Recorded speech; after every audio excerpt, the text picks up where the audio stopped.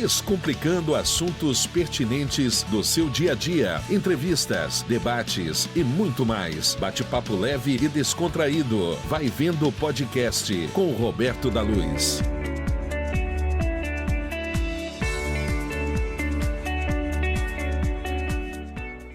Boa noite, amigos e amigas. Hoje, 13 de março de 2025, é com satisfação e prazer que nós voltamos a apresentar o podcast Vai Vendo. Havíamos parado as transmissões ano passado em razão da eleição e hoje, como no Brasil tudo começa após o Carnaval, nós retomamos esse bate-papo semanal com você com a intenção de trocar ideias, informações, trazer ao público um pouco do conhecimento e do pensamento das lideranças regionais, seja de Blumenau, Gaspar, Indaial, enfim, de Santa Catarina. É um debate que nós pretendemos ter aqui toda semana contigo, espero contar com vocês, com a opinião de vocês, com a sugestão. E quando os amigos quiserem que a gente entreviste alguém, converse, faça um bate-papo, pode indicar, sugerir, inclusive o assunto, temas, perguntas, participando ao vivo, e nós vamos ter a maior satisfação em ter essa conversa junto com você. Participando aqui comigo dos trabalhos técnicos está o Marcelo Grilo, amigo de longa data. E o nosso escolhido para reabrir o podcast Vai Vendo é o advogado, ex-vereador e principalmente uma liderança comunitária e conhecedora do direito do consumidor. Haja vista que, além de ser advogado militante na área, Roberto Procópio de Souza, de Gaspar, já coordenou o PROCON da cidade por mais de uma oportunidade. E hoje nós vamos ter o prazer de conversar com ele, já que estamos na Semana Mundial do Direito do Consumidor. Boa noite, Roberto. Boa noite, Roberto. Hoje é Roberto. Boa noite, Marcelo Grilo. É um grande prazer a gente estar aqui conversando e principalmente as pessoas que vão nos acompanhar pelas redes sociais, nessa quinta-feira, dia 13 de março, duas datas importantes para o direito do consumidor. Dia 11 de março se completou, passado 24 anos da promulgação, da vigência do Código de Defesa do Consumidor. Ele foi promulgado em setembro de 90, mas entrou em vigor em 11 de março de 1991. E o Dia Mundial do Consumidor, que é dia 15 de março, então nós estamos falando aqui na Semana do Consumidor. Então vamos aproveitar, Beto, fazer esse nosso bate-papo aqui, conversar sobre os avanços e os retrocessos do direito do consumidor, em 2025, século XXI, desde 1990, 1991, desde que o Constituinte lá atrás começou a debater no Brasil o direito do consumidor, muitas coisas mudaram, modificaram nas relações comerciais, no dia a dia, muita coisa nova surgiu e com isso também novos desafios e o Código de Defesa do Consumidor praticamente permaneceu incólume. Não ocorreram muitas alterações no nosso código em que pese toda a inovação tecnológica que passa no nosso país. O Código de Defesa do Consumidor, ele, digamos assim, teve algumas alterações desde a sua vigência em 91, mas ele precisa de uma atualização, principalmente nas questões digitais. Há um decreto de 2015, se eu não me engano, que regulamenta compras digitais, mas ele precisa avançar ainda mais nessa questão. Muitas pessoas acabam caindo em golpes, muitas vezes as empresas vendem, empresas que até um momento são sérias e a empresa deixa, e a pessoa deixa de ser séria a partir do momento em que ele passa a praticar atos que são ilegais, ou então que vão ferir os direitos dos consumidores. Então, precisa de uma atualização, mas que vá para garantir ainda mais direitos. Muitas vezes o que se fala é em retirar direitos do consumidor, e isso a gente não pode retroceder. Tem alguns direitos que são garantidos, como por exemplo já se discutiu o prazo de cancelamento nas compras pela internet, que no código nem fala em internet, fala telefone, catálogo. Algumas pessoas a gente fala de catálogo não lembram, mas tem aquelas revistinhas que o pessoal, principalmente as pessoas compram produtos de beleza, nesse sentido. Então, praticamente saiu de moda, surgiram novidades. Com relação, por exemplo, um produto que hoje você compra, acessa o teu celular, compra um produto que em 3 ou 4 dias ou uma semana ele vem da China para cá, ou dos Estados Unidos, enfim, de qualquer outro país. E esses produtos, eles necessitam de garantia muitas vezes. Então, o formato para você assegurar a prestação da garantia, a devolução do produto, né? Quando tem algum problema. Eu comprei há poucos dias pela internet um quadro, inclusive era para ornamentar o escritório na internet. Inclusive a própria empresa admitiu o erro, ele induzia erro. E a empresa, olha, junto com o quadro nós mandamos uma nota de devolução. Eu só tive o trabalho de pegar o quadro, devolver a embalagem e levar numa transportadora aqui em Blumenau, e em poucos dias eles me repuseram os valores que eu havia pago. Isso é um avanço. Com relação à prestação da assistência técnica, como é que fica nesses casos? O consumidor tem que remeter isso para outra cidade? Como faz? Olha, Roberto, quando a gente fala de compra internacional, tem duas situações que a gente precisa observar. Primeiro, que produto que eu estou comprando, né? E se a empresa ela tem alguma subsidiária ou uma empresa sediada no Brasil. Porque se ela não é sediada no Brasil e se ela não tem nenhuma representação aqui, você está comprando na internet algum produto, você vai ter dificuldade. Se é um site que você está adquirindo, tem alguns sites que trazem produtos de fora. Ele é responsável pela garantia do produto. Mas aí acaba sendo uma garantia do vendedor e não do fabricante. O direito à garantia lá previsto no Código de Defesa do Consumidor, você vai ter. A diferença é que quem vai ter que cumprir é apenas o vendedor. Se o site for internacional, aí você vai ter que seguir as regras lá daquele país. Você está comprando algo importado num site internacional, vai ter que seguir aquelas regras. Vou citar um exemplo. Telefone celular, o iPhone, um exemplo. A partir do momento que você comprou um iPhone, seja em qualquer lugar do mundo, pode ser numa viagem, como muitas pessoas vão viajar para fora, você vai exercer a garantia dele aqui no Brasil. Por quê? Porque tem empresa sediada aqui. A mesma coisa na compra pela internet. Chegou um produto que tem uma marca de celulares, os celulares são vendidos no mundo inteiro, então você vai exigir a garantia, né, a prestação da garantia de 90 dias de um produto durável aqui no Brasil, né? Mas quando você compra de um site internacional, um produto internacional que já foi comprado no exterior e não tem a representação no Brasil, você vai ter um pouquinho de dificuldade. Por quê? Porque você vai ter que seguir as regras daquele país e muitas vezes a comunicação não é tão boa. Imagina o seguinte, eu falo como advogado agora, nem como coordenador do PROCON por 2 oportunidades de Gaspar. Nós sabemos que às vezes para você intimar ou citar uma pessoa, uma empresa no exterior, através de uma carta rogatória, se não me engano é esse o nome, nós sabemos uma dificuldade. Então imagina um produto que muitas vezes tem um valor pequeno e que o consumidor tem que entrar com uma ação judicial contra uma empresa lá da China. É praticamente inviável, porque o consumidor tem que saber o que está comprando, não ir só pelo preço, por mais que entregue o produto, pode ser que não seja aquilo que você queira. Então, compra pela internet, sempre com muitos cuidados. E se for, nesse caso, uma compra internacional, os cuidados ainda maiores, por causa dessa situação.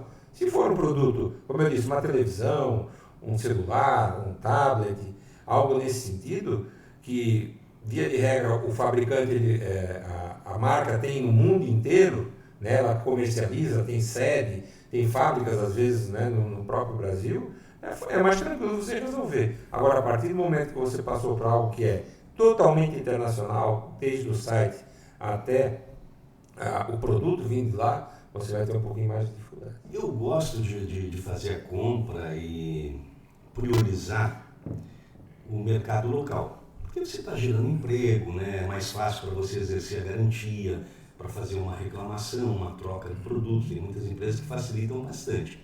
Mas determinadas coisas, principalmente eletrônicos, eu tenho me adaptado, né? A minha geração não é muito afeita às compras pela internet, mas eu tenho me adaptado. Eu era muito refratário Né? A nossa, né? Porque nós não temos tanta diferença de idade assim. Mas facilita bastante hoje para você executar a compra, para a escolha do produto. Tem uma outra modalidade que eu gosto muito, que é aquela que você escolhe o produto pela internet, mas que pode ir na loja fazer a retirada. Isso eu também faço bastante. Verificar o produto. Ali eu acho que tem um ganho maior para o consumidor, né, Beto? São formas, né, que a gente percebe que muitas vezes fala, quando o consumidor passar a comprar na internet, as lojas físicas vão todas fechar.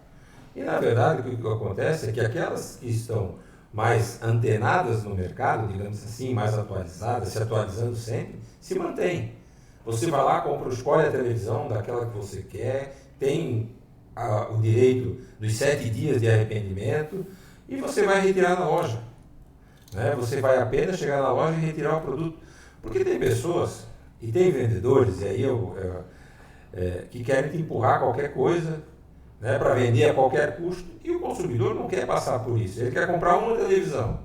Ele já sabe qual é o modelo. Aí ele vai na loja. O vendedor quer te vender a televisão, o seguro de garantia estendida, quer te vender antigamente tinha DVD, né? Hoje não tem mais. Queria te vender um DVD, um aparelho de som, e fica tentando te empurrar. Essa questão da garantia estendida, né? Sempre que o cidadão vai fazer uma compra, primeira coisa que o vendedor, após garantir a venda do produto, ele tenta incluir na venda a garantia estendida. Eu não sou muito adepto disso, porque eu penso que o produto tem que ser uma qualidade e tem que ser durável. Né? Um produto que você vai comprar tem que durar 5, 10 anos. Né? Então eu me recuso a contratar a garantia estendida, bem que ela dá um certo conforto. É uma tendência essa garantia? Vale a pena para o consumidor? O valor cobrado, vale a pena correr o risco de ter a garantia somente contratual? Nós temos 2 tipos de garantia. A garantia contratual e a garantia legal. Via de regra, né, num produto durável, celular, televisão, geladeira, a garantia legal é de 90 dias. Isso está lá previsto no Código de Defesa do Consumidor. A garantia contratual é aquela em que o fornecedor, seja o fabricante ou a loja, estende essa garantia legal por mais um certo período. Você não compra uma TV com garantia só de 90 dias, via de regra é 1 ano. A partir do momento em que se há o seguro de garantia estendida, a garantia estendida não é uma garantia, é um seguro. É como você faz o seguro de carro. A partir do momento você contrata uma seguradora e aí o fabricante já deixa de ter a responsabilidade da garantia. Então são 2 produtos, é um produto diferente. Você vai comprar um outro produto, que é um seguro, como você faz seguro de carro, de casa, você vai contratar, após o término da garantia legal e contratual, vai passar a ter a questão da garantia, né, não uma garantia, mas um seguro, com uma apólice, com uma vigência, e que se houver algum sinistro, você vai ser reparado ou não, né, dependendo da situação. Pois é, mas vale a pena para o consumidor investir muitas vezes quase 1/3 ou 20% do custo do produto para adquirir esse seguro, essa garantia estendida, quando a gente sabe que o fabricante ele busca dar qualidade, quando ele busca dar qualidade do produto, essa garantia é 5, 10 anos. Nós compramos, a minha companheira, a Bruna, comprou uma máquina de lavar essa semana, o motor me parece que tem garantia de 10 anos. A outra estrutura tem garantia de 5 anos, a placa. Ou seja, você confia naquilo que o fabricante dá. Os carros que nós compramos hoje, a maioria traz a garantia de 5 anos. Vale a pena o seguro ou a garantia estendida, como está colocada no mercado? Olha, essa é uma situação que o consumidor tem que avaliar quando vai comprar. Se você vai pagar 1/3 do produto, né, 1/3 do valor do produto, de um produto que tem garantia às vezes de 1 ano ou até de 12 meses, o consumidor tem que pensar o seguinte: eu vou comprar algo e eu vou pagar mais 1/3 do valor dele. Só que daqui a 1 ano, esse mesmo produto já perdeu uma TV hoje, né, uma TV ou então um celular, depois de 1 ano ele já está quase que obsoleto. Então tem que fazer esse cálculo. Né? Qual é o tempo que eu vou ficar com a TV? Porque daqui a 1 ano, e outra, como eu disse, no Código de Defesa do Consumidor, se o produto apresentar um vício e não ser sanado pelo fornecedor, pelo fabricante ou pela loja que te vendeu, você tem direito a escolher um produto novo ou a devolução do valor pago atualizado. No caso do seguro, o máximo que você vai receber, às vezes, é o ressarcimento do valor, né? E que muitas vezes não vai valer a pena, né? O produto em si, né, já está defasado. Você vai receber uma indenização de um valor que você vai tirar 1/3 dele, né, que você já pagou. E se você for comprar esse produto parcelado, tu vai pagar juros sobre esse seguro que você vai estar contratando. Ou seja, o valor que você vai desembolsar vai ser muito maior, né? Eu tenho como regra não contratar a garantia estendida ou seguro. E seja o vendedor numa loja física, ou seja a compra na internet, ela te induz a contratar a tal da garantia estendida. Já teve situação que eu fui obrigado a contratar. Fui obrigado porque o preço do produto com a garantia era menor do que o preço do produto sem a garantia. E uma loja grande da nossa cidade, uma loja grande do Brasil, o que eles fizeram à época? Uma TV grande, na época era 65, era uma das maiores. Então, por que eles vendiam com a garantia estendida? Para pagar menos imposto no produto e ganhavam em cima da garantia. E quando te faziam a proposta da venda do produto sem a garantia, custava mais caro que com a garantia. Tanto que eu comprei o produto, depois eu brinquei com o vendedor, porque tem um prazo, inclusive através de um ajuste de conduta do Ministério Público de Santa Catarina, tem um prazo para desistência dessa garantia estendida, desse seguro. Aí eu brinquei com o vendedor, amanhã eu venho cancelar o seguro. Não fiz porque dentro da negociação, como eu comprei mais barato que o preço sem garantia, e ele também recebe uma comissão maior pela venda do seguro, eu deixei naquela situação. Mas são questões sui generis, né? O consumidor nem sabe que contratou uma garantia estendida. Ele vai, ao chegar em casa, porque via de regra, alguns consumidores têm aquela coisa, eu vou lá comprar na loja, só vê o valor da prestação, assina os documentos, nem sabe o que está assinando. O que importa é o valor da parcela. O valor da parcela. O valor final. Aí quando ele vai verificar a quantidade de parcelas, o valor e o que está lá incluso, muitos vinham, voltavam, né, iam até a loja para tentar cancelar e a loja não cancelava, iam até o PROCON, solicitar o cancelamento total da seguro de garantia estendida, que ele nem sabia que tinha contratado.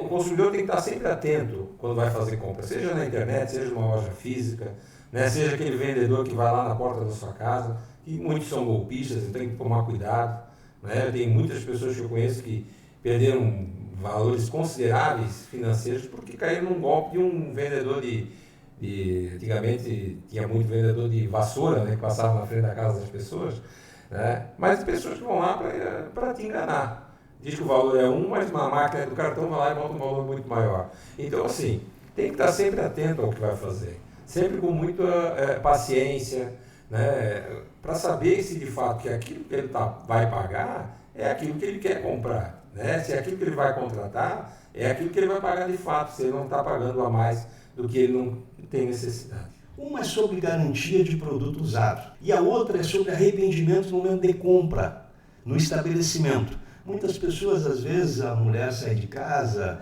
vai lá, compra um produto, quando chega em casa o marido não concordou com a compra, ou mesmo a pessoa chega em casa e verifica que pagou 40%, 50%, 60% a mais do que em outra loja, e aí ligam e perguntam para a gente, esse primeiro ponto. Tem o direito de desistir da compra? Olha, eu não recebi o produto ainda, eu só fiz a compra lá, posso desistir?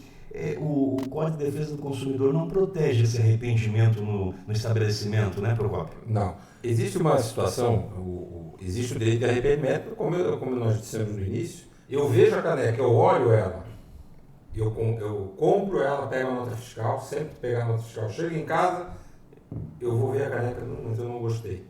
Se a loja não tiver política de troca, infelizmente, nós não vamos ter, o consumidor não vai ter o direito de se arrepender e de cancelar essa compra pelo direito do arrependimento. Diferente mesmo num caso que você está numa loja física e a caneca não está lá disponível. Você vê a caneca por um catálogo ou até pelo computador.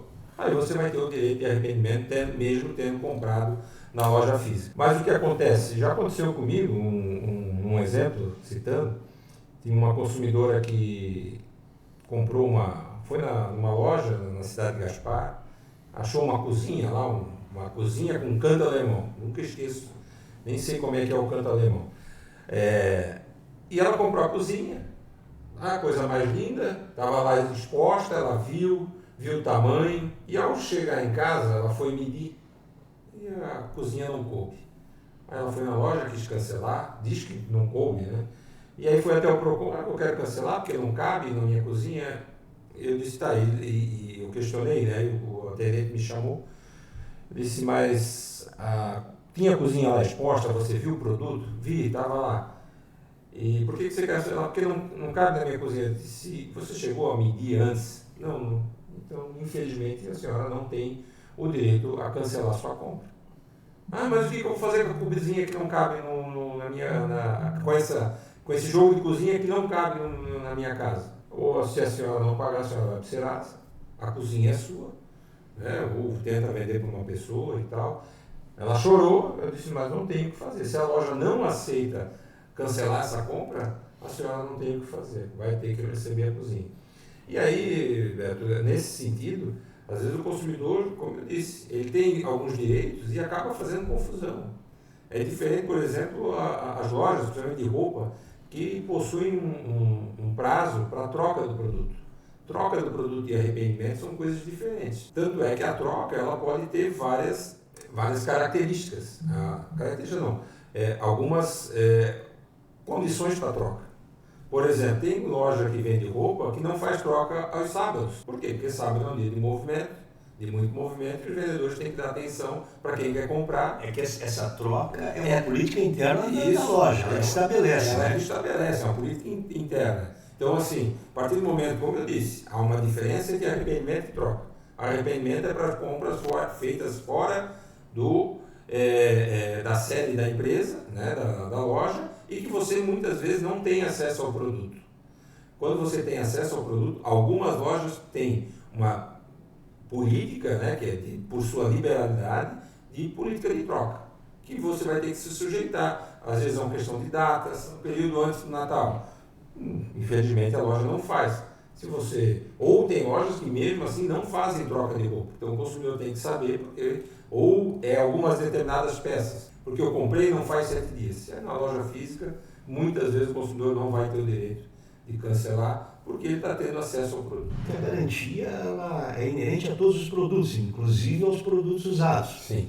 E nós que somos alunos e aprendizes, por exemplo, de Risato Nunes, né, grande doutrinador do direito do consumidor, nos obrigamos a falar, né, que com relação a veículo, por exemplo, não importa a idade do veículo, o consumidor tem o direito à garantia legal. Na prática do dia a dia e da advocacia, fazer valer essa garantia é um pouco mais difícil, né, Roberto? A verdade é que há uma grande guerra, né, entre, às vezes, algumas revendas de veículo e os consumidores, né, que acabam comprando um produto que já tem muitos anos de utilização ou com uma quilometragem muito alta e que o vendedor quer se eximir da garantia lá prevista no Código de Defesa do Consumidor. Desde que você não compre um carro de um particular, por exemplo, e você compre de uma revenda, seja pessoa física ou pessoa jurídica, quem está vendendo, porque tem pessoas que na pessoa física vivem de negociar carro e o consumidor vai ter direito, né, conforme se tivesse comprado numa revenda de uma pessoa jurídica. Mas a grande questão é essa, né? Em alguns casos, e isso não está previsto no Código, está previsto, né, isso é um entendimento judicial, da jurisprudência, que é a questão do desgaste natural. Em nenhum momento no Código de Defesa do Consumidor, e se me corrija se eu estiver errado, fala em desgaste natural. Fala em vida útil do produto, né? Isso, mas nos casos de vício oculto. Uhum. Né? Nos casos de vício oculto. Mas a jurisprudência, e alguns juízes têm um entendimento, que dependendo do ano do carro, quantidade de quilometragem, o consumidor, ao comprar um carro muito antigo ou com uma quilometragem muito alta de um revendedor, não vai ter direito à garantia, porque tudo é desgaste natural. E ao motor, geralmente, por 90 dias, com exceção disso, que está no papel, no contrato, é muito difícil assegurar judicialmente a mesma garantia de um veículo usado de 8, 10 anos com um veículo seminovo, de 1 ano, 2 anos, 3 anos. Então o consumidor, quando ele faz esse tipo de compra, é bom ele colocar isso na balança. Até porque existem as dificuldades para você pleitear em juízo. Nem tudo vai se enquadrar numa relação de consumo do juizado especial. O advogado, para ingressar com a ação, tem custo. Se for na justiça comum, vai ter custas que não são baratas, que é de acordo com o valor do veículo. Então é preciso ter muito cuidado. Eu tenho sempre orientado os meus clientes, alertado das dificuldades de assegurar garantia para um veículo usado. As pessoas às vezes se obrigam a comprar, mas você imagina um veículo com 150 mil quilômetros rodados, 200 mil quilômetros rodados, como que vai se fazer, né, a aferição do que é um vício oculto para um desgaste natural do veículo? Porque aquilo que é aparente, você tem a obrigação de verificar no momento da compra. Sim, isso mesmo.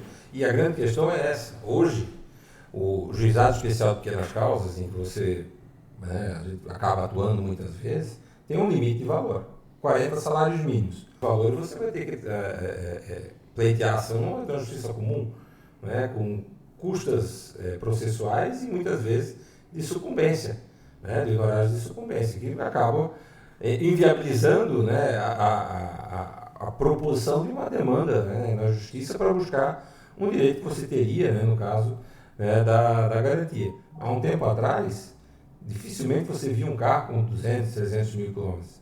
Muitos iam lá e mexiam, né, na quilometragem. Hoje já fica mais difícil com a tecnologia, é mais fácil de se descobrir. Então você vê carros com quilometragem extremamente alta e que quando você vai pleitear em juízo a garantia que você não conseguiu através do fornecedor, de quem lhe vendeu, ou até mesmo nos órgãos administrativos, nem o PROCON, da alteração da quilometragem, isso hoje é de fácil comprovação. Primeiro que tem lá o manual da manutenção, né? Então eu já peguei vários casos de carros com poucos anos de uso, carro de 3 anos, 4 anos, e de as pessoas fazerem essa alteração e aí o comprador diligenciar onde foi feito a manutenção, a revisão, e lá eles terem a informação. E aí, nesse caso, é estelionato e o vendedor vai ser responsável e inclusive, pode até desfazer o negócio, devolver o dinheiro, pagar dano. Então, nessa questão, o consumidor está um pouco mais protegido, né, Roberto? Isso com certeza, né? Há uma grande diferença entre algo que foi mexido, né, que, como você disse, que houve uma alteração de forma de má fé para prejudicar o consumidor, ele vai ter como exercer o seu direito com mais facilidade, né? E existem casos em que muitas vezes a revenda que está lhe vendendo, ela não foi ela que praticou, foi um outro, já um terceiro. Mas ela tem a responsabilidade, por quê? Porque ela tem um conhecimento técnico na venda do veículo que o consumidor não tem na compra, né? Então ela tem condições de verificar se aquele carro teve alguma alteração, né, indevida, né, que não poderia ser feita, como na questão da quilometragem, né, que alguém cometeu um crime, que o consumidor muitas vezes não tem. Então, nesse caso, o consumidor vai conseguir. Ou então um carro que passou por leilão, né, que não foi informado, mas lá na hora de fazer o seguro consta essa informação. O consumidor, nesse caso, ele vai ter como desfazer o negócio. E independente se o revendedor tem ou não conhecimento disso, ele vai ter que desfazer. Responde. Hoje, você liga o computador, você liga a televisão, você liga o rádio e se depara com aquela propaganda da possibilidade de redução de juros abusivos. Então, eles convencem o consumidor, o proprietário de veículo, aquele que adquiriu um veículo financiado, de que se ele está pagando um valor muito superior ao valor contratado, você comprou um carro, está pagando 2, né? Independente da quantidade de meses, eles não fazem essa avaliação, eles induzem o consumidor a imaginar que o consumidor está sendo vítima de juro abusivo. Não quero eu aqui defender os juros praticados no Brasil. Não. Né? Os juros aqui são altos. O problema é que eles não são mais considerados pela legislação e pela jurisprudência como juros abusivos se estiverem dentro da média do mercado. É muito comum tu encontrar consumidores que tenham se iludido com essas propagandas e tenham contratado esses serviços de solução financeira, de assessoria, e que, na verdade, tenham tido prejuízo, como busca e apreensão, negativação no SPC Serasa. É comum isso contigo também? Olha, doutor Roberto, a pessoa vai resolver todos os problemas dele num passe de mágica, reduzindo os juros, digamos, juros abusivos. E muitas vezes faz pagar o valor que ele vai pagar para esse prestador de serviço, né, que é um serviço ilegal. Eles, quando procuram, eles não dizem que a pessoa, ao deixar de pagar, ela corre o risco. Corre risco não, vai ser inscrita nos órgãos de proteção ao crédito, né, no caso Serasa, SPC, o carro vai ser vítima, vai ser alvo de uma ação de busca e apreensão, e muitas vezes o consumidor não está sabendo e vai perder o bem. Por uma dívida, às vezes, que não existe ainda, ele está com a prestação em dia, mas que ele quer reduzir os juros porque ele viu lá na propaganda que um cidadão foi lá e reduziu os juros a metade do valor. O que ele não sabe é que quando ele for ter que pagar essa dívida, ele vai ter que pagar de forma integral. São valores altos para quem está muitas vezes apertado, né, nas suas condições financeiras, e ele diz, para de pagar, que eu vou negociar para ti. Na verdade, depois de um tempo que você para de pagar uma conta, esse seu débito vai para uma empresa de cobrança, às vezes, ou para uma empresa de cobrança, ou para a cobrança dentro do banco. Quando o banco passa a negociar contigo, ele vai querer muitas vezes recuperar o crédito. Ele vai fazer propostas. Se a dívida é 100, ele paga 50 que a gente vai ficar por isso mesmo. Mas nesse meio tempo, o consumidor estava com o nome limpo, vai ficar com o nome sujo. O consumidor que tinha o carro pode perder o carro numa busca e apreensão, porque daqui a pouco o cidadão vai dizer, esconde o carro, porque daqui a pouco o oficial de justiça está na tua porta. Eles dizem que vão fazer uma revisão de contrato e não fazem. Nós vamos ter que explicar para o consumidor se o juro é abusivo ou não. É isso aí. Né? E os riscos dessa demanda. O judiciário fechou, de certo modo, as portas para as ações revisionais. Porque hoje tem lei que diz, não basta mais você alegar que o juro é abusivo, você tem que depositar o valor integral da parcela. Tem que recolher custas para ingressar com o processo. Geralmente o financiamento de veículo é 40, 50, 80, 100 mil reais. As custas são altas, podem chegar a 6 mil reais. 6.500 mais ou menos. Se você perder a ação, pode pagar de 10, 15, 20% de honorários advocatícios para outra parte. Olha, nós não entramos com revisional, nós já temos acordo com os bancos. Ora, o banco vai te emprestar o dinheiro numa porta e fazer o acordo na outra para perder o dinheiro?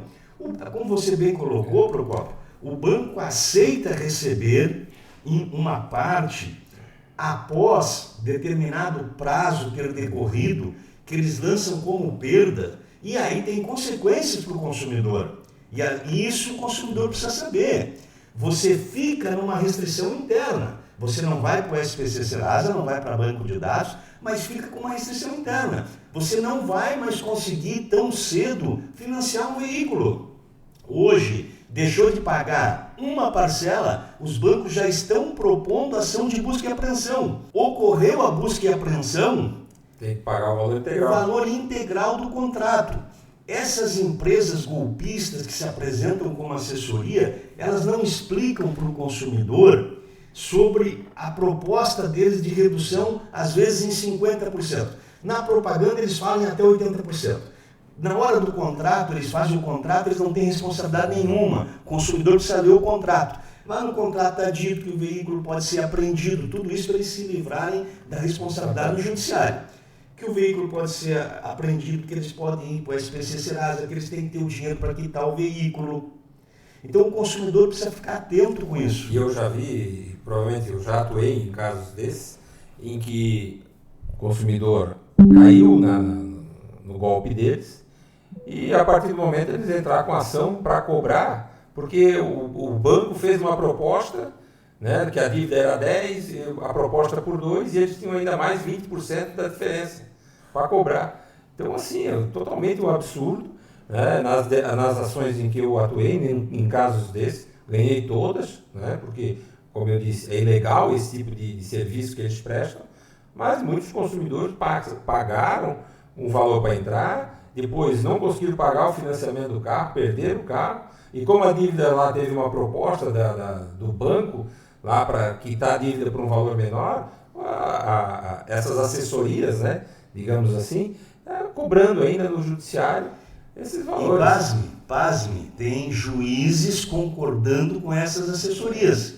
Bastando eles juntarem um documento que enviaram uma proposta para a financeira e que tinha possibilidade de desconto, mesmo toda a prestação de serviço sendo temerária, não havendo retorno para o consumidor, tem juiz na comarca dando, não ganho de causa à empresa, mas apenas dizendo que o consumidor não precisa continuar pagando as parcelas que deve para a empresa, mas aquilo que ele pagou, perdeu. E o prejuízo para o cliente é grande. E ali é uma maracutaia, é um truque dessas empresas, por quê? Digamos que você pega 40 mil, em 36 vezes você vai pagar 60.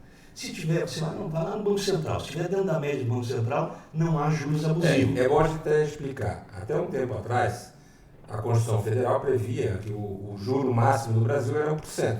E esse era o entendimento, às vezes, de alguns juízes do judiciário, de que 1% ao mês, né? 1% ao mês. Agora é o seguinte, é a média de mercado. Como é que é feita a média de mercado? Pega-se lá o financiamento, vamos dizer, financiamento de veículo. Tem crédito pessoal, tem empréstimo consignado. Então, financiamento de veículo, pega-se o juro praticado por todos os bancos no financiamento de veículo novo. Então, vai se fazer a média. A média de mercado é 2,5%. Então, se eu estou pagando 2,5%, não é juro abusivo. Se eu estou pagando 2,2%, não é juro abusivo. E mesmo que eu esteja pagando 3%, não é juro abusivo, porque está dentro da média. Nesse caso de financiamento, veículo novo, né, em quantidade de parcelas, lá, vai se caracterizar juros abusivos se eu estiver pagando 7% ou 8%. Porque aí sim está muito acima da média de mercado. E não tem nenhuma financeira praticando esse valor, né? E o cálculo que eles fazem é um truque para induzir o consumidor a erro, porque, por exemplo, pegou 40 mil na financeira, vai pagar 60. Mas vai pagar 60 em 36 vezes. Se eu peguei no terceiro mês, esses 40 mil eu vou lá quitar, eu vou ter o direito proporcional do desconto, eu vou pagar 43, 44 com as taxas. Vai pagar o tempo que você ficou com o dinheiro. Eu usei o dinheiro do banco. No cálculo deles, eles não fazem o desconto sobre o valor que especificamente você deve. Eles fazem sobre o total. Então, eles vão fazer sobre os 60 mil. Desconto de 50%. 30 mil. Eu vou conseguir 30 mil para você. Só que você vai ter que pagar para mim 13. Você vai pagar para mim 13 mil. 30 com 13, 43. É mais do que o valor que você deveria ao banco se você fosse lá antecipar o pagamento. Pior, você foi negativado, você correu o risco de perder o veículo e você vai ficar com restrição no banco. Eles não vão mais nem emprestar dinheiro. Então, uma conta absurda e tem gente que cai. E assim, a partir do momento que o banco ele faz a busca e apreensão do bem através de uma ação judicial, você tem lá a dívida de, como você disse, 43 mil. A partir do momento que o banco toma o bem, você vai ter que depositar em juízo, né, os 43 mil em 5 dias, né, que é a purgação da mora, que é o nome que se dá. E mais os honorários advocatícios. Mais os honorários. E as custas judiciais. Então, essa dívida vai ficar em 50 mil, você perdeu o bem, você não tem desconto nenhum. Você só vai ter desconto a partir do momento em que, não é o desconto, o que vai acontecer é o banco fazer uma proposta de acordo num valor mais acessível para o consumidor, a partir do momento que foi para a perda, em que ele não conseguiu encontrar o veículo, em que o consumidor, por algum motivo, né, o oficial de justiça não encontrou porque se mudou de endereço, algo nesse sentido. Aí sim você vai conseguir um desconto. Mas esse desconto não é desconto. Você vai continuar lá com uma restrição interna do banco, o seu score vai lá embaixo porque você não pagou uma dívida no prazo. Nesse meio tempo você ficou com o nome sujo no Serasa por 1 ano, 2 ou 3, que pode ficar até 5 anos. Então, assim, é temerário esse tipo de serviço. Né? Nós precisamos que o consumidor esteja atento para não cair em golpe. Não tem mágica. Né? Se você pegou 40 mil reais emprestado do banco, você vai ter que pagar os 40 mil mais os juros. E mais ainda algumas taxas que ela tem. Não tem como eu pegar 40 mil, a dívida se transformar em 60 por causa do juros, e eu vou pagar 30, vou pagar 20. Senão, no final, você fica com dois problemas. Você fica devendo para o banco, devendo para a assessoria. E para conseguir esse desconto de prejuízo, você não precisa nem de assessoria e nem de advogado. O banco vai te procurar. Ah, eu não sei negociar com o banco e tal. Procura um advogado da sua confiança. Agora, evite contratar essas empresas que prometem milagre, porque não existe milagre. Beto, nós temos mais assuntos para falar aqui sobre golpes, mas nós estamos chegando no final do nosso podcast e os pontos que eu tenho aqui são bastante interessantes. Vamos falar rapidinho para o consumidor sobre tipos de golpe que hoje estão comuns no dia a dia do cidadão? Até um tempo atrás, e ainda tem pessoas que caem neles, vamos falar, existia o golpe da lista telefônica, né? O golpe da saidinha do bilhete premiado. Esse da lista era muito comum quando a gente trabalhava no Procon há 15 anos atrás, 20 anos, que o cidadão não anunciava, eles inseriam o nome, aí ligavam, cobravam, ameaçavam de SPC, geravam boleto. O fax. O pequeno comerciante ficava enlouquecido, muitas vezes pagava aquilo, corria atrás do Procon, a gente atendia. E ainda assim, independente se fosse ou não consumidor. Né? Ainda tem alguns casos parecidos. Mas agora mudou um pouco, né? Agora tem o golpe das novinhas. Isso aí Tem muita gente caindo nesse, hein? As pessoas acham que estão conversando com a mocinha nova lá, bonitinha, e na verdade às vezes é um barbado feio. Lá dentro da cadeia. Lá dentro da cadeia. E aquelas imagens que ele manda para a pessoa é uma imagem captada da internet. Porque o que mais tem é foto, né, de mulheres nuas na internet. Isso é fácil de conseguir. Inteligência artificial.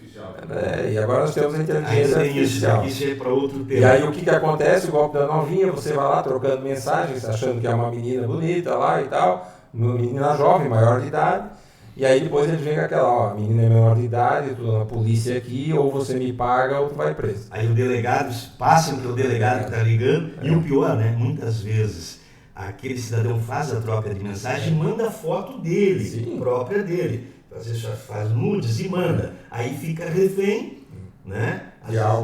Às vezes a pessoa é comprometida, inclusive. Então isso é uma desgraça. Cuidado. Quando a menina nova te adiciona no Face, desconfia. Principalmente se você é mais velho, menina nova não adiciona pessoas mais velhas, nós não somos do mundo. Né? As pessoas mais velhas não são do mundo, da realidade dessas pessoas mais jovens. Tem também o golpe da venda do carro pela internet, né? Isso é um perigo. É um terceiro que intermedia a negociação? E muitas vezes o consumidor vai lá, paga o carro sem ver e fica sem ver o carro e sem ter o carro.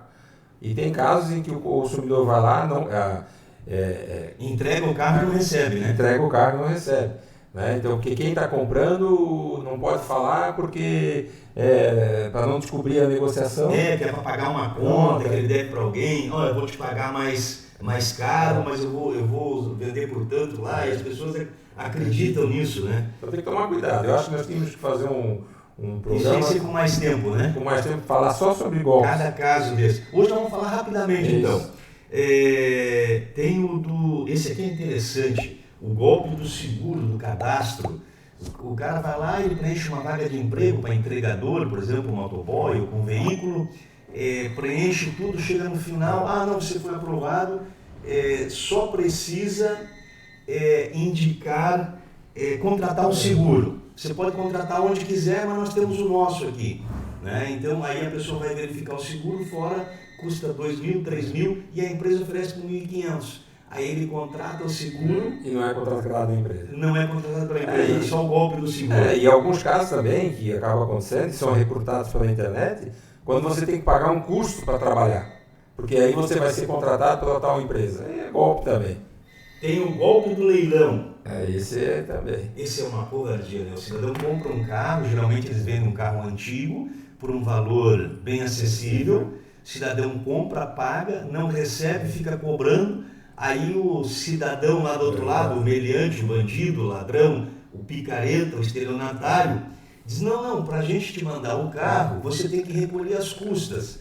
E aí as custas custam, é tanto do guincho, é tanto disso, mais 2, 3 mil, e tem gente que cai de novo pela segunda vez no mesmo golpe. Ele pagou pelo veículo para ele assim, eu não vou perder o valor que eu paguei. Então eu caio nas taxas. Tu já pegou desse também, Já viu alguns casos que nem esse, que o cidadão compra, paga, e aí o site de leilão é falso, fraudulento, né? Então tem que tomar muito cuidado. As ligações de banco estão demais, né? Já aconteceu, eu passo o cartão para pagar uma conta, termino de pagar, já vem uma ligação no meu celular dizendo aqui é do Banco do Brasil, foi passada uma conta sua num valor bem maior para ver se eu caio, 2 informações.